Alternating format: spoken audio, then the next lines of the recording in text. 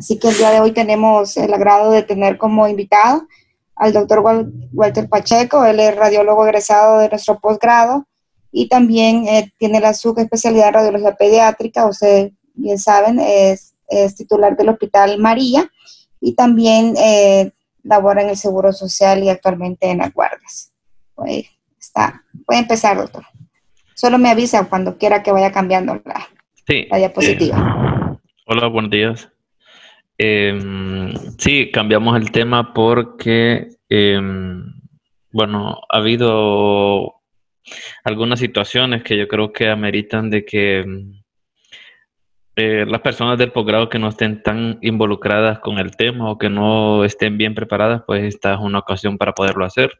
Los que lo manejen muy bien y que tengan los criterios claros, pues qué bueno, ¿verdad? Pero sí es necesario, creo yo, que por lo menos saber el planteamiento teórico y lo que hasta ahora se ha descubierto desde el punto de vista de este virus, que no lleva más de un año, entonces por lo tanto difícilmente se puede decir de que alguien es experto, ¿verdad? Entonces, paulatinamente las cosas van cambiando, desde el punto de vista de manejo, desde algunas pruebas, etcétera, ¿verdad? La forma de transmisión todavía es incierta, algunos se contagian, otros no, algunos se contagian más fácilmente y otros con mayor tiempo de exposición, en fin, es una incertidumbre, ¿verdad?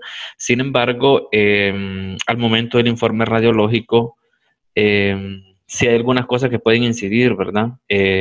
Recuerden de que, por ejemplo, hay gente que es asegurada, ¿verdad? Me refiero de que en sus trabajos les pagan el seguro y, por ejemplo, si, por dar un ejemplo, a alguien le ponen una tomografía de que tiene COVID, y esta persona va a su empresa, inmediatamente esta persona lo mandan de baja y algunas empresas les cuento que no les pagan a estos pacientes, sino que les pagan solo el 33% y cosas así, y al final las otras pruebas les salen negativas, y entonces se crea un caos a veces hasta legal, ¿verdad? Una vez que nosotros decimos COVID a veces por la tomografía y no tiene todos los criterios, prácticamente le estamos consignando ese diagnóstico de por vida, ¿verdad? Después, si no tenía COVID en un futuro, esta persona le vuelve a dar, entonces se crea otro problema más grande, ¿verdad? Entonces hay que apegarse a lo que los criterios internacionales y también los nacionales, ¿va? Si hay algún grupo de que ha creado alguna forma de informar y está basada en evidencia, pues también es aceptable, ¿verdad? Estas imágenes que ven aquí en la entrada son de pacientes que vimos aquí en el Hospital María. La primera del lado derecho eh, es una reconstrucción volumétrica normal. La que está inmediatamente inferior es de un paciente masculino, que ustedes pueden ver la diferencia entre los dos parénquimas, ¿verdad? Y que se ven lesiones. Exactamente, ahí se ve una, por ejemplo, donde está señalando Claudia. El otro que está al lado también es el mismo paciente, nada más que una vista póstero anterior, y ven que ahí se observan otras lesiones, ¿verdad? Este paciente tuve la oportunidad de entrevistarlo y platicar con él, y el paciente estaba muy tranquilo. Y el último que está al lado es la póstero anterior de la primera paciente, que es COVID positivo, pero que no tenía ningún hallazgo, ¿verdad? Pase la siguiente. Entonces, como sabemos, ¿verdad? Las modalidades son todas, ¿verdad? COVID se puede ver por todo, ¿verdad? O sea, por radiografía, por tomografía, por ecografía. También la ecografía abdominal debe de considerarse a veces en el aspecto que ya están documentados casos de pancreatitis en COVID, ¿verdad? Y obviamente la ecografía torácica, ¿verdad? Que algunas veces nos puede ayudar, a mi criterio, a diferenciar algunas atelectasias, neumonías o solo derrame pleural, eh, cuando los hallazgos de imagen radiográfica no son tan claros o consistentes. Resonancia magnética abdominal, lo mismo, ¿verdad? Para las manifestaciones renales y pancreáticas del COVID, obviamente cerebral, ¿verdad? Aquí en Almaría hemos tenido 2 pacientes ya que ingresaron por COVID con manifestaciones pulmonares, y uno de ellos hizo eventos isquémicos y el otro eh, una encefalitis. Obviamente no está documentada como tal porque el líquido cefalorraquídeo para COVID no se hace aquí en Honduras. Siguiente. Entonces nos vamos a ir de un solo a lo que nos compete a nosotros, ¿verdad? Ya sabemos que es un virus chino, se lo hallaron en una sopa de murciélago y toda esa historia que ya conocen, ¿verdad? Nos vamos a ir a lo que nos compete como radiología, ¿verdad? Y voy a hablar de los signos y hallazgos según la evolución de la enfermedad y algunos puntos que yo creo que deben de ser clave, ¿verdad? Y lo primero es este patrón de neumonitis, como ustedes ya saben, Waldeck-Grass, que debe de tener ciertas características, ¿verdad? No solo es neumonitis, ¿verdad? Sino que debe ser multifocal, bilateral, de inicio periférico y predominantemente inferior, y estadísticamente afecta más el lóbulo derecho, ¿verdad? Es el hallazgo más común, ¿verdad? En el 88% de los pacientes con COVID va a estar este patrón de 88% presente. Les repito, debe ser multifocal y bilateral, ¿verdad? Si solo ven una o dos áreas, según el score que lo vamos a ver más adelante, ahí dice cómo se debe de concluir, ¿verdad? Porque si no cumple los criterios, entonces no podemos irnos a dar ese diagnóstico o sugerirlo indirectamente si no estamos con los criterios completos.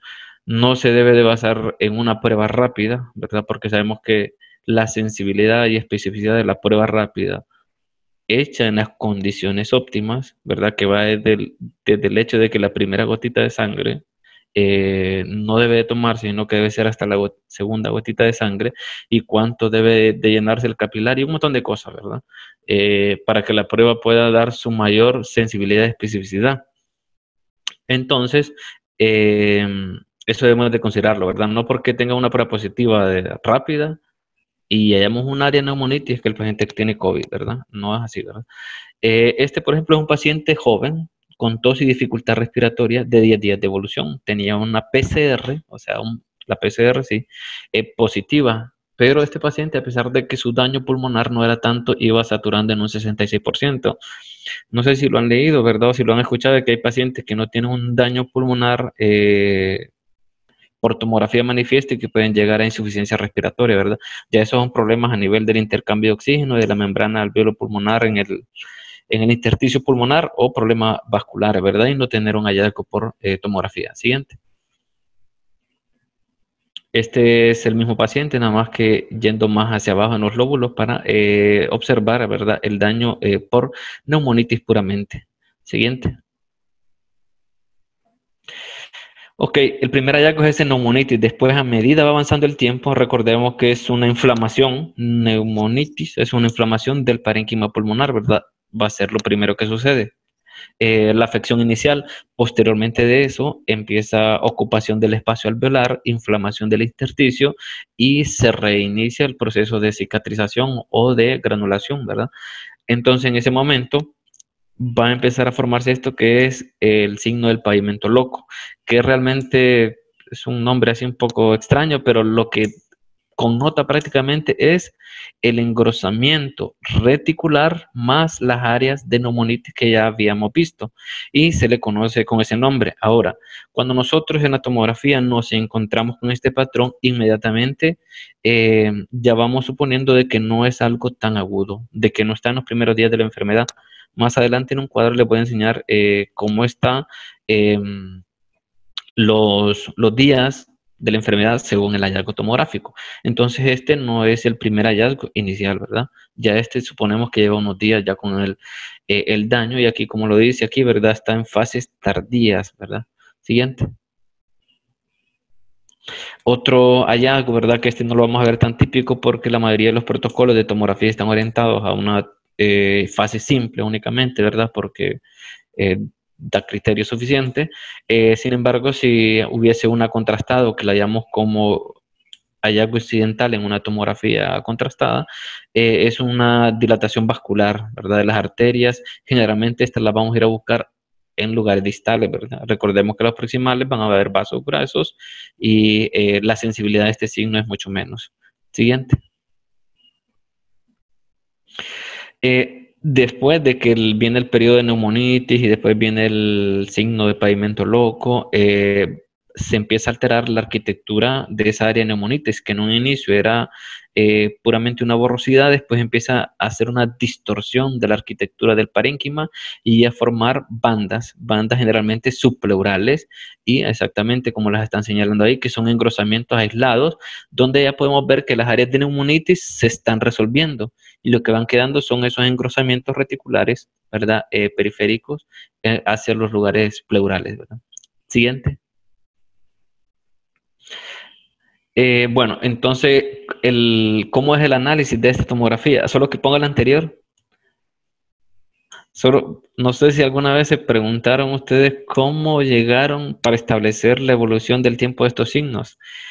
Esto se hizo en estudios en pacientes chinos.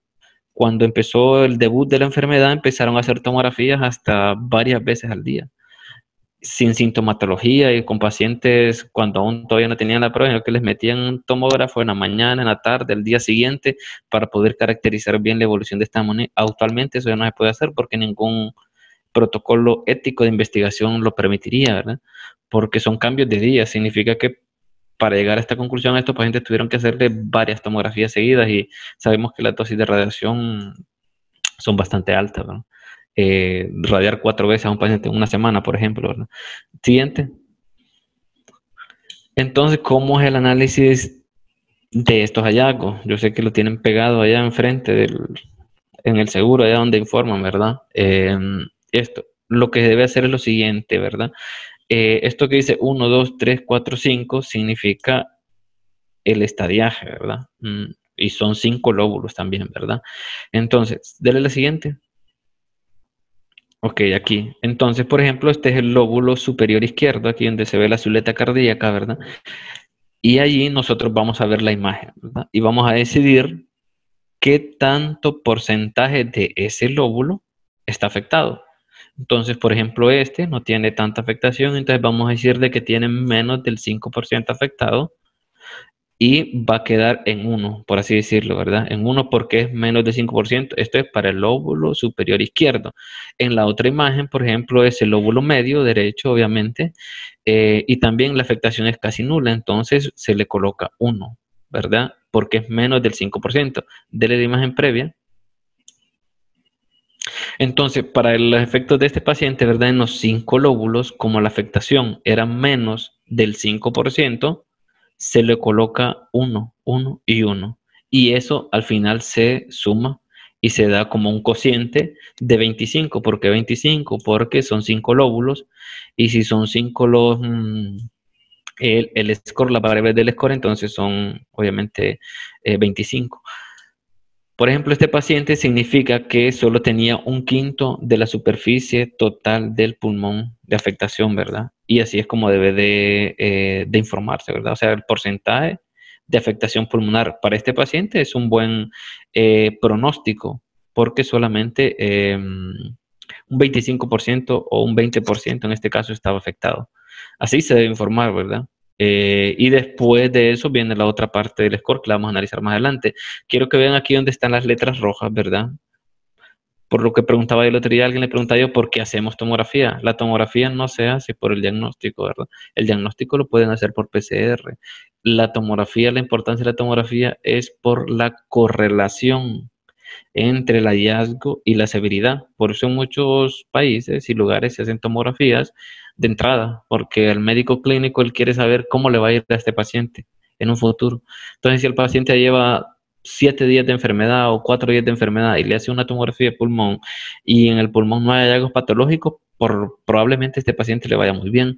Pero si desde el inicio, ¿verdad? Por ejemplo, en los contactos directos, desde la primera prueba al día 3 de la enfermedad, día 4, ya hay bastantes hallazgos, este paciente va a necesitar mucha atención y decidir sobre el manejo, ¿verdad? Porque sabemos que eso del manejo es controversial, pero ya con esos hallazgos ya el clínico puede decidir, bueno, qué hacer con este paciente o simplemente vigilarlo ambulatoriamente o saber si le va a hacer radiografía o medidas de saturación de oxígeno según como lo consideren, ¿verdad? Pero es una correlación entre la severidad y los hallazgos de tomografía. Siguiente. Siguiente. Ok, entonces, como habíamos mencionado, ¿verdad? Debe ser bilateral el patrón, ¿verdad? En este caso vemos esta imagen que está aquí, ¿verdad? Que la afectación es tanto en el lado izquierdo como en el lado derecho y que son predominantemente periféricas, ¿verdad? Y que afecta más los lóbulos inferiores de inicio, ¿verdad? Una vez que ha aumentado eso, se puede afectar todo, ¿verdad? Dele la siguiente, creo que este es un caso. Siguiente, siguiente, siguiente, siguiente, siguiente. Entonces, por ejemplo, este paciente al final, la previa, tenía solamente un 25%. Entonces, en el informe la idea que debe ir claro es de que este paciente tiene, de la superficie pulmonar, tiene dañado un 25%, ¿verdad? Según la sumatoria que nosotros hagamos y la apreciación por lóbulo, ¿va? No es segmentaria, es por lóbulo, ¿verdad? Siguiente. Ok, entonces aquí están los hallazgos iniciales, ¿verdad? Como dice ahí, eso está tal cual así pegado de Radiology Assistant. Ahí pueden encontrar todas estas imágenes, ahí están, y también estas tablitas, ¿verdad? Entonces vean, el vídeo ilustrado es 88%, ¿verdad? Prácticamente es muy raro que haya hallazgo tomográfico y que no tenga esto. También recordar que esto es una neumonitis, ¿verdad? Entonces no vamos a ver una tomografía y que el paciente le dice que tiene 20 días de sentirse mal y le ven vidrio ilustrado y pensar que es que el paciente ya va saliendo de la enfermedad, porque, o sea, este es el primer paso, el proceso inflamatorio, ¿verdad? Al inicio. Entonces, si vemos un vidrio ilustrado, poquito así, eso inmediatamente debemos llevarnos a la idea, ¿verdad? Quizás en algunos errores, no sé, en algunos casos no sea totalmente acertada, pero en la mayoría de los casos el paciente viene iniciando enfermedad, ¿verdad? Después que el hallazgo sea bilateral y que la distribución sea posterior, esto es repetitivo, ¿verdad? Multilobar de distribución periférica. Entonces vean que casi todos los pacientes que han tenido hallazgos son consistentes estos signos, ¿verdad? Y la consolidación sí es algo menos frecuente y es algo que va más tardío, como lo ven ahí, ¿verdad? De hecho, de cada 10 pacientes, solo 3 presentan consolidación como un patrón inicial, ¿verdad? Siguiente. Y aquí está esta tabla que me pareció muy importante, ¿verdad? Que es la evolución en el tiempo de los días de enfermedad en relación a la tomografía, ¿verdad? Entonces ustedes vean que desde el primer día, o sea, desde el día cero, pueden haber hallazgos como están ahí, ¿verdad? Este vidrio deslustrado, ¿verdad? Pavimento loco y lo que les dije, mire, es repetitivo, lóbulos inferiores, ¿verdad? Y múltiples. Después, en un estadio progresivo o intermedio, del quinto al octavo día, que a mi parecer y con algunas personas que lo he hablado, son los días ideales para hacer la tomografía, porque es algo parecido a lo de la pancreatitis, que si la hacemos muy, muy rápido, probablemente la severidad del daño en ese momento no nos va a ser tan útil. En cambio, si ya la enfermedad ha evolucionado un poco, si han visto la parte proliferativa del virus a nivel pulmonar, ¿verdad? Que más o menos por estos días anda, es el día ideal o los días ideales para hacer tomografía si se quiere hacerse una idea de qué puede pasar con este paciente, ¿verdad? El pronóstico, ¿verdad? Para fines de apoyo diagnóstico pueden hacerla desde el día cero, pero para fines de proyección, estos días son los mejores, ¿verdad? Que es la fase, el estadio progresivo, ¿verdad? Y lo que vamos a encontrar aquí es que estas áreas de vídeo del ilustrado han aumentado en relación a los días previos de inicio y lo mismo que los hallazgos del patrón de pavimento loco. Después, en el siguiente estadio, ¿verdad? Vienen ya las áreas de consolidación y esto tiene una lógica simple, ¿va? Primero se inflama y después secundariamente va a venir ocupación del espacio alveolar y engrosamiento intersticial, ¿verdad? Consecuentemente, las consolidados más focales. Y después de los 14 días viene el periodo de resolución gradual, ¿verdad? Donde vamos a encontrar que hay bandas atelectásicas, pueden quedar algunas áreas de fibrosis focalizadas o simplemente pues resolver bien para el paciente y no quedar con tanta secuela, ¿verdad? Pero se está estimando de que sí la mayoría de los pacientes tienen sus secuelas, ¿verdad? Muy pocas y localizadas en algunos, pero sí quedan, ¿verdad? Siguiente. Entonces aquí vemos la fase temprana de una tomografía, ¿verdad? Puras áreas de neumonitis, vean que no hay engrosamientos reticulares, que no hay consolidados, que no se ve destrucción del parénquima, no hay bronquiectasias, no hay consolidaciones, así debe ser y esta imagen debemos de tenerla para la fase temprana de la enfermedad. Aquí ya no estamos viendo si eso no es COVID, sino la fase en la que está. Siguiente.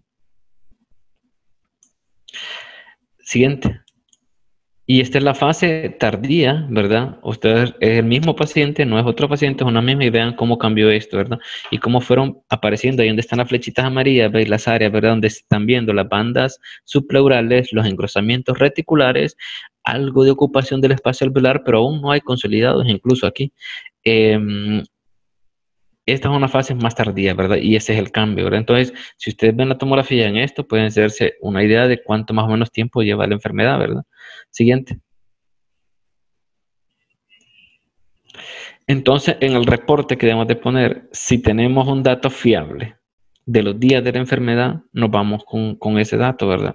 Esto es para ayudar al clínico. Si el clínico está al seguro y el paciente también, entonces ese dato nos ayuda mucho, ¿verdad? Después, en cuanto a las lesiones que encontremos, si son, como le digo, si cumplen los primeros criterios de que sean múltiples y bilaterales, esas dos palabras son clave, entonces vemos su distribución, ¿verdad? Que sea periférica, si es central, si es posterior y todo esto, porque en este análisis también nos ayuda a hacer los diagnósticos diferenciales, ¿verdad?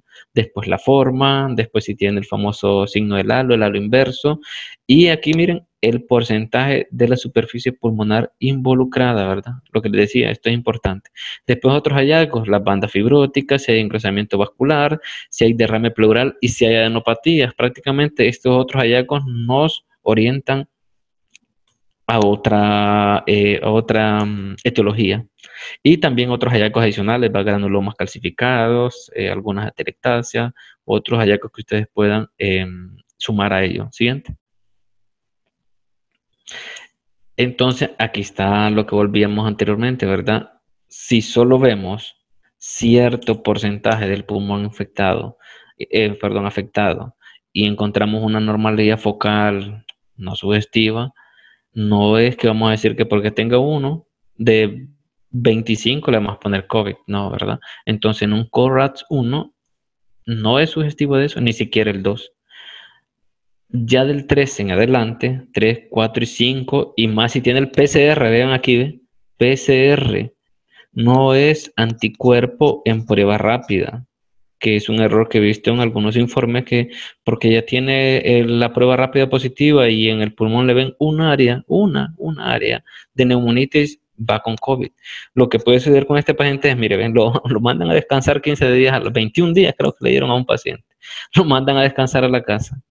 Y después sí sale que cuando regresa y sale después que sí se infectó con COVID.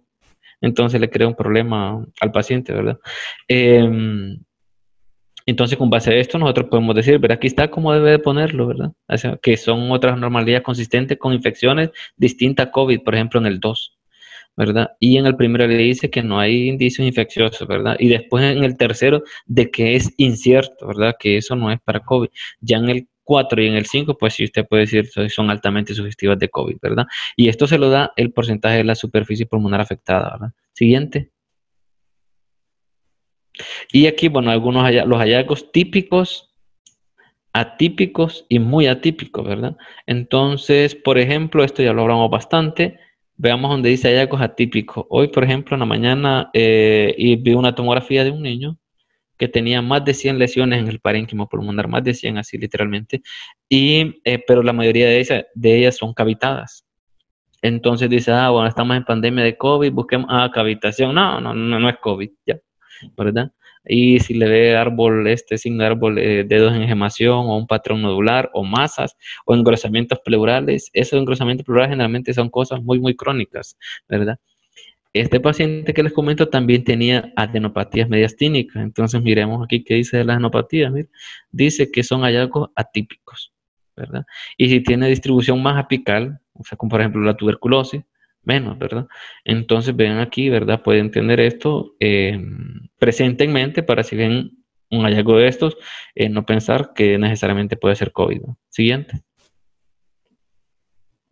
Y bueno, en cuanto a la radiografía, ¿verdad? Siempre recuerden esta imagen, ¿verdad? Ahí está cómo las partes de la radiografía, cómo se debe analizar, ¿verdad?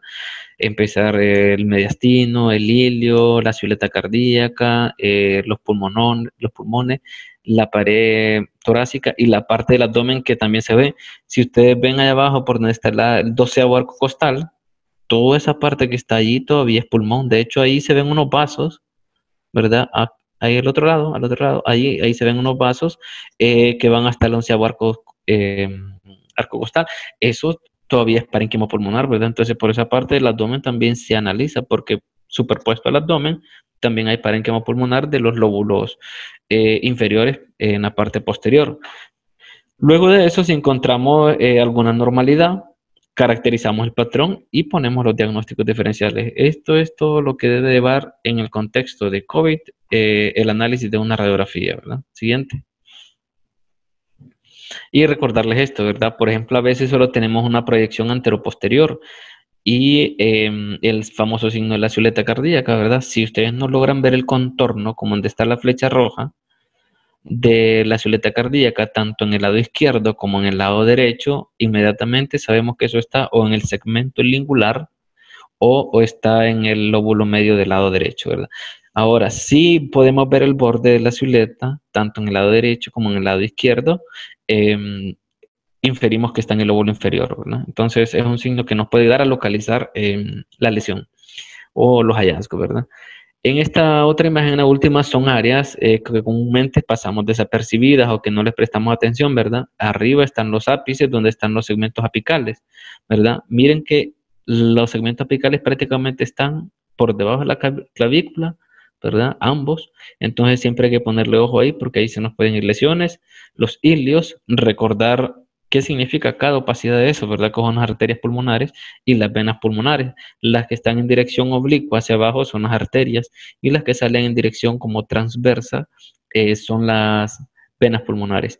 Y esta parte de abajo, ¿verdad? La parte del abdomen que les digo que también hay parénquima pulmonar, ¿verdad? Siguiente. La puse ahí nada más para que vean cómo está dispuesto el corazón, ¿verdad? Y cuáles son las partes que corresponden a cada cámara cardíaca, ¿verdad? Siguiente. Lo mismo lo del ilio, ¿verdad? Que esto es frecuente que nos interconsulten, ¿verdad? Esta imagen donde están los deditos ahí, de que les da sospecha que si puede ser neumonía o no, y realmente es la arteria interlobar, ¿verdad? O descendente del lado derecho. Y vean aquí, como les decía, ¿verdad? Que esas radiopacidades transparentes, perdón, radiopacidades que están transversales, generalmente obedecen a las arterias, a las venas pulmonares, ¿verdad? Y las arterias son con un trayecto descendente oblicuo. Siguiente. Ok, entonces, en un inicio, la radiografía, como lo dice aquí, tal cual, así como está escrito, es insensible para la fase temprana de la enfermedad, ¿verdad? Aquí vemos el caso de un paciente de que le hizo una radiografía, ¿verdad? Y ustedes ven el ángulo costo diafragmático del lado derecho en la radiografía, que, o sea, nadie va a decirte que ahí hay algo, ¿verdad? Posteriormente, a las 2 horas, a la hora, le hicieron una tomografía y en la tomografía, evidentemente, pues vemos una zona de neumonitis bastante evidente, ¿verdad? Y aquí mismo dice que en la radiografía no era evidente este hallazgo, ahí está en letra subrayada, ¿verdad? Entonces, para efectos iniciales de diagnóstico de la radiografía, la sensibilidad es muy baja, por lo mismo, porque es un área de neumonitis o de vidrio de lustrado y que significa que podemos ver a través de ella, ¿verdad? Entonces, difícilmente se puede ver por radiografía en las etapas iniciales. Siguiente.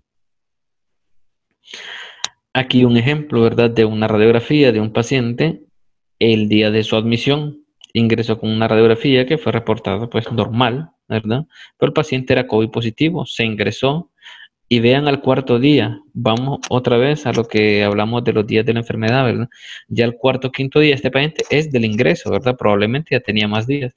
Entonces miren que ingresa con una placa normal, pero al cuarto día ya tiene múltiples zonas de consolidación, ¿verdad? Estamos hablando de una parte ya más avanzada de la enfermedad que afecta de forma bilateral y todos los segmentos pulmonares.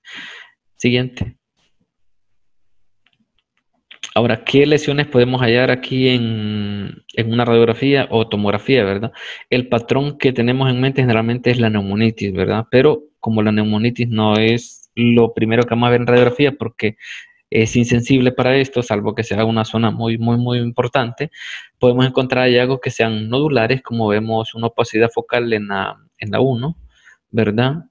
O podemos hallar una tenue opacidad, ¿verdad? Como está marcado con la flecha amarilla abajo en la 2, o un aumento difuso, ¿verdad? Que este es uno de los más frecuentes, ¿verdad? Una zona difusa que disminuye su radiolucidez, ¿verdad? Y se traduce a una opacidad focal, una opacidad en radiografía, que es la neumonitis, ¿verdad? Y el patrón 4, ¿verdad? Que puede ser algo como reticular, ¿verdad? Que es un patrón bastante atípico, pero que se puede presentar reticular. Y el último patrón que podemos hallar es que se mezcle tanto esta área de radiopacidad con un patrón reticular, ¿verdad? Los dos juntos. Siguiente. Una manera de analizar la radiografía es dividirla en tres campos, ¿verdad? Y se divide en tres campos precisamente porque la afectación de esto es periférica y hacia los lóbulos inferiores, ¿verdad? Entonces dividimos en tres campos la radiografía y vamos a ir buscando entre cada espacio intercostal, ¿verdad? Como lo dice el Felson, ¿verdad? Que se debe analizar cada espacio intercostal anterior y posterior de manera que no se nos vaya a escapar nada, ¿verdad? Entonces ahí vemos que lo dividimos en tres tercios y enfocamos nuestros ojos hacia los tercios periféricos y inferiores. Siguiente. Por ejemplo, aquí vemos, ¿verdad? Que es notoria el área de opacidad focal, ¿verdad? Estos son patrones que están en un artículo de la CERAM, ¿verdad? Los pueden buscar ahí. Siguiente. Otro patrón de presentación, ¿verdad? Esto está adyacente a la cisura menor, ¿verdad? Del lóbulo medio, por eso se ve bastante delimitada, es una opacidad focal, ¿verdad? Estas áreas son, por la translucencia y la ubicación y periférica, ¿verdad? Podemos encontrarlos en COVID, ¿verdad? Siguiente. Aquí tenemos otra, ¿verdad? Que es focal, y más abajo de esa hay otra, ¿verdad? Vean que está en el tercio externo también, como los dos anteriores, ¿verdad? Siguiente. Esta está más abajo, ¿verdad? Tiene volviendo a lo mismo que decíamos que era basal, una radiopacidad, ¿verdad? Que no es un consolidado, ¿verdad? Que si hacemos el esfuerzo podemos ver los vasos incluso a través de ello, ¿verdad? Pero es una radiopacidad focal. Siguiente, con un aumento difuso. Siguiente. Bueno, este es un patrón atípico y yo tuve la suerte de ver un paciente como esto aquí en el María que ingresó con una tomografía de esto. Aquí está para los que lo quieran venir a ver. No la pude poner en esta presentación porque esta presentación ya la tenía hecha. Pero este es un patrón que parece una membrana hialina de un recién nacido. O sea, este paciente, aquí tengo uno de ellos, tenía únicamente respetado los ápices. De ahí todo estaba así como ustedes tal cual lo ven, ¿verdad? Que es un patrón difuso, reticular y con áreas de neumonitis por todo lado, ¿verdad? Solo esa parte que señalo ahorita está un poco respetada en el lóbulo ápico superior izquierdo. De ahí prácticamente todo está lleno. Entonces, este patrón, si lo ven alguna vez, también puede tener COVID, ¿verdad? No vayan a pensar que no es COVID porque no es una zona de neumonitis, sí, también se puede presentar así, ¿verdad? Y estos pacientes son los que tienen mal pronóstico. Este paciente, por ejemplo, cuando lo vimos la primera vez, estaba platicando y todo, en 36 horas ya estaba en cuidados intensivos intubado, ¿verdad? Entonces, porque el daño que le ocurrió fue tremendamente severo desde la fase de inicio. Siguiente. Y les voy a enseñar algunos casos pediátricos y adultos que hemos visto aquí. Siguiente. Y bueno, también diagnósticos diferenciales. Vean este caso, por ejemplo, ¿verdad? Este paciente ya le hemos hecho 2 tomografías como en 6 meses. Es un paciente que tuvo un cáncer pulmonar, ¿verdad? Y le dieron radiación y también tuvo múltiples procesos infecciosos. Entonces vean estos patrones, ¿verdad? Que son bronquiectasias, algunas son subpleurales, focalizadas con algunos engrosamientos intersticiales y áreas de fibrosis, ¿verdad? En estos casos, por ejemplo, no es COVID, ¿verdad? Estos son patrones diferentes. Siguiente. Este fue otro paciente. Este paciente, vean que tiene unas lesiones ahí, ¿verdad? Si este paciente llega y es un patrón como algodonoso y pareciera que tiene algunas áreas de neumonitis ahí cerca, ¿verdad? Pero solamente está afectado ese lóbulo. Y aunque este paciente tuviera un anticuerpo positivo, no tiene criterio por imagen suficiente para decir si va en relación a lo que la literatura dice por COVID, ¿verdad? Por primero es un patrón que es un área algodonosa focalizada en un solo lóbulo y es cierto que tiene unas áreas de neumonitis, pero no es bilateral ni es múltiple, ¿verdad? Siguiente. Ese paciente anterior era una infección por hongo, ¿verdad? El anterior que les puse, ese. Siguiente. Este es un paciente COVID positivo en fase temprana. Ángela llamaba a la paciente. Vino a hacerse su tomografía. El esposo de ella estaba positivo y ella inicialmente la hizo. La prueba le salió negativa. y se hizo esta tomografía y en la tomografía no hubo ningún hallazgo, ¿verdad? Prácticamente si ven allá por el corazón pareciera un área de neumonitis, por el lado izquierdo ahí exactamente, pero eso no va a ser criterio, ¿verdad? Posteriormente este paciente sí, no se le hizo tomografía, pero sí en radiografía, y en el PCR salió positivo, ¿verdad? Pero evolucionó muy bien. Siguiente. No ponga la anterior. Sí, lo que quería comentar aquí también es que en las fases iniciales, ¿verdad? Puede salir la tomografía negativa, ¿verdad? Y eso no pasa nada, pues. O sea, puede ser que esta paciente tenga COVID, todo desarrolle los 20, 14 días con COVID y nunca tenga manifestaciones pulmonares, ¿verdad? El hecho de que la tomografía esté limpia de ninguna manera excluye de que el paciente tenga la infección, ¿verdad? Siguiente. Y aquí, bueno, tenemos este es otro paciente. Este paciente fue contacto directo positivo. Y se hizo esta tomografía y ahí vemos algunas áreas focalizadas ahí que están encerradas, ¿verdad? Bien poquita, ¿verdad? Haciendo un esfuerzo, uno ahí las puede ver, y no tenía masa. Creo que sí tenía. Dele siguiente. No, la anterior. Este es otro paciente. Bueno, anterior. No, la anterior. Anterior. Esta. Este paciente. No, la siguiente. Sí, este paciente era un contacto directo, ¿verdad? Se hizo esto y en el inicio su prueba estaba negativa, esta de la rápida, porque esto es un paciente privado. Y posteriormente sí salió positivo su PCR, ¿verdad? Ya cuando tuvo un contacto directo y después hizo la tomografía y aunque no tenía hallazgos contundentes con COVID, posteriormente sí salió positivo su prueba, pero en ese momento, con eso, no podemos decir que sea COVID, aunque tenga el contacto directo, ¿verdad? Siguiente. Este es otro paciente que este es el caso inverso, ¿verdad? Es cierto que por imagen uno no puede decir, bueno, sí, sí, sí la tiene, ¿verdad? Bueno, a no ser que sea bastante contundente. Este paciente se le hicieron 2 pruebas de PCR en un paciente indigente y por tomografía y por imagen se dio como COVID positivo, porque cumplía con todos los criterios, tenía múltiples áreas de neumonitis focal. Ahí vemos una pequeña, aquí vemos toda esta área, ¿verdad? Tenue del lado derecho. Aquí en el otro lado, en el izquierdo, subrayado en verde, toda esa área tenue en verdad de neumonitis. Posteriormente se le hizo controles y este fue incrementando, ¿verdad? Pero este paciente nunca el PCR le salió positivo, ¿verdad? Puede ser de que la técnica y la toma o como lo que quieran, ¿verdad? Se perdieron, le confundieron la prueba, lo que sea. Pero por tomografía era bastante sugestivo, ¿verdad? Y así lo pone uno en el informe. Siguiente. Este es un paciente con fase inicial. Vean que esto es lo que debemos de esperar ver en la mayoría de los casos, como veíamos allá, el 88% de los casos, ¿va? Que sean áreas de neumonitis, fase inicial, múltiples, bilaterales, que no le quede duda, ¿verdad? Pero si ve solo un área de esta, no necesariamente, ¿verdad? Si ustedes ven o buscan cuántas patologías les pueden dar neumonitis, o sea, son un montón. Entonces tienen que cumplir ese criterio, bilaterales, múltiples, de predominio periférico. Y esto es en la fase inicial. Siguiente. También otro caso de fase temprana, más evidente, ¿verdad? Otra cosa importante aquí es que ponga la anterior. Este paciente era fumador. Entonces, en algún momento va a ser una especie de POC porque fuma desproporcionadamente, ¿verdad? Entonces vean que el parénquima está bien insuflado, ¿verdad?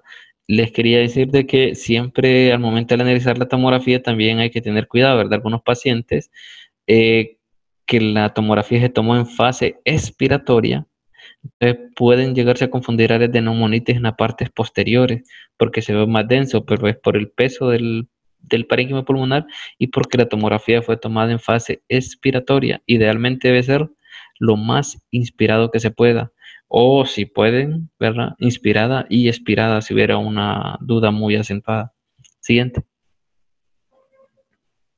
Este otro caso que vimos aquí, ¿verdad? De un paciente con este es COVID positivo, ¿verdad? En una fase temprana, ¿verdad? Múltiples áreas de neumonitis.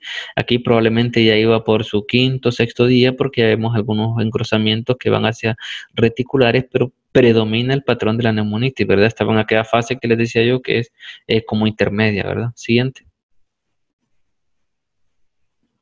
Y hay casos severos. Miren este. Este paciente vino Él llegó aquí al María por su cuenta, porque él sentía el frémito del enfisema. Entonces, si ustedes ven, por ejemplo, no está intubado. Ahí en la tomografía ven que no está intubado, o sea, no es un paciente que está grave. El paciente ni siquiera está intubado y vino y traía la radiografía. Entonces, en la radiografía, los internistas me dijeron que les parecía como que tenía aire por ahí, ¿no? Entonces, la placa estaba blanquita y con ese aire ahí, ¿verdad? Entonces, le hicimos tomografía y ustedes vean que este paciente prácticamente segmentos respetados tiene ahí por el lóbulo superior izquierdo, ahí, la parte más superior. De ahí todo está con un área de neumonitis, todo, sin excepción. Siguiente. Siguiente. Miren, son las áreas, son anterior. La anterior.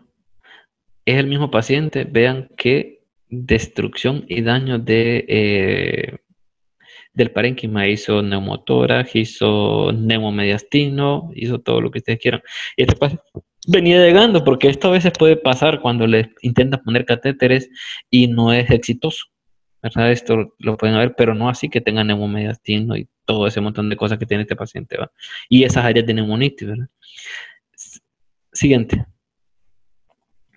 Esto, por ejemplo, ya es una fase resolutiva. Esta es una niña que estuvo ingresada bastante tiempo aquí en el María. Estuvo en tubo, llegó a UCI. Los estudios iniciales de la radiografía bastante dañados. No resolvía y producto de eso se decidió hacerle una tomografía para descartar que tuviera otras cosas, porque en los niños aquí, que solo que sea extremo les hacemos tomografías, aunque tenga solamente que sea una cosa que diga, no, es que si en la tomografía no resolvía, esta niña salía del tubo, llegaba al tubo, entonces 2 veces la extubaron y seguía, volvía a caer en tubo, entonces por eso se hizo la tomografía. Entonces ven aquí los hallazgos ya en la fase resolutiva, ¿verdad? Aquí ya se ven unas áreas engrosadas, hay un poquito de líquido, y incluso aún hay unas áreas asociadas ahí de neumonitis poca, pero es poco.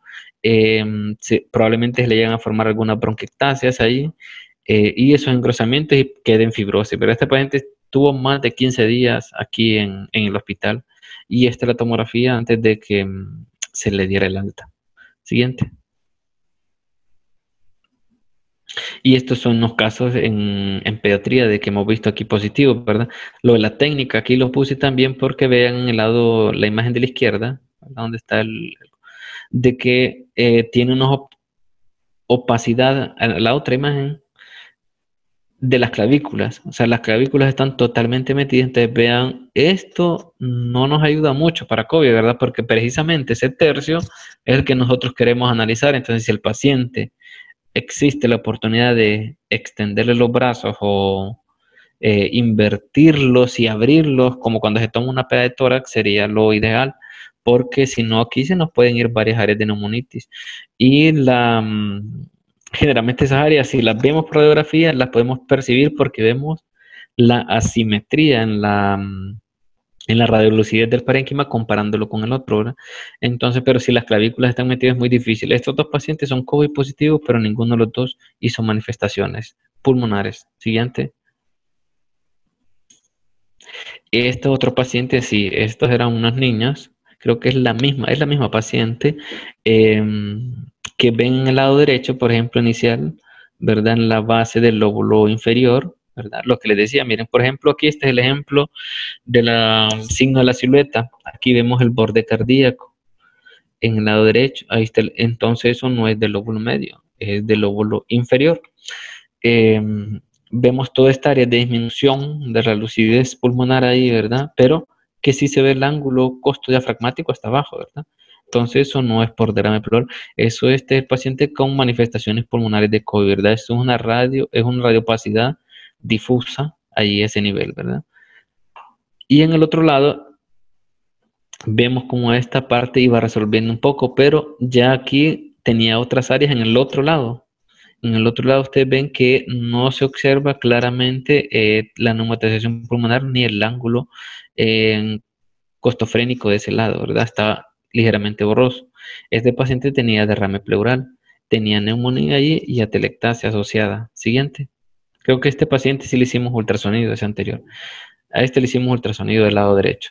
Este otro paciente, vean el tubo que está centrado. Entonces es una radiografía que está bien tomada, lateralizada, y se ve así el corazón porque efectivamente es un paciente cardiópata. Todos los niños que hemos visto aquí con manifestaciones pulmonares es porque son cardiópatas, nefrópatas o porque tienen enfermedades inmunológicas. Entonces ven que este paciente, bueno, tiene múltiples opacidades, ¿verdad? Aquí periférica, exactamente, esas dos, y en el lado izquierdo ya también. Y el otro paciente que está en el otro lado, ¿verdad? Tiene manifestaciones periféricas, ven, ahí ven las opacidades. En ese tercio, ¿se acuerdan cuando la imagen decía dividir en 3 tercios la radiografía? Ven, si solo dedican sus ojos al ojo externo, van a ver que este en los dos lados tenía áreas de neumonitis. Siguiente. Y bueno, esa es la bibliografía. Siguiente. Eso es todo. Entonces, no sé si hay preguntas, dudas, aportes, sugerencias.